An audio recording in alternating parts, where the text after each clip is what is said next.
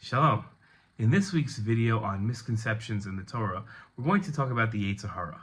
The Yetzer Hara is something that we're taught about in kindergarten, and so unfortunately, like many other things that we're told in kindergarten, we don't a lot of people, I shouldn't say we, but a lot of people don't go back and examine whether or not that the stories that our kindergarten teachers told us were the way the Torah looks at things, or was it something that a kindergartner could understand, and the kindergarten teacher assumed that as the kindergartner got older, they would re-examine what she had taught them, and then realize that there's a much more complex and more nuanced and maybe even deeper understanding to the subject matter.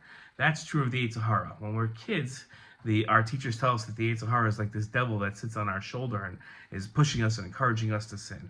That the Yetzer Hara is not a living, breathing entity. It doesn't exist. It's a instinctual drive that we're all born with. That instinctual drive tells us to satisfy our physical desires. Now, that could be something as easy as breathing, but could also be something like overeating or sexual drive. And channeled properly, the Yetzer Hara is used for good. And that's why we thank God for the Yetzer Hara, because it's necessary for the existence of mankind. But at the same time, if we allow these instinctual drives to overcome us, then they destroy us. And they take us out of this world and make our lives an absolute living Gehenna, a living hell.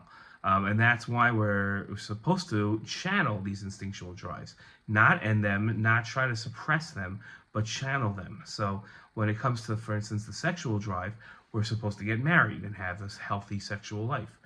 Same thing when it comes to eating. We're supposed to balance our eatings and eat in a healthy way.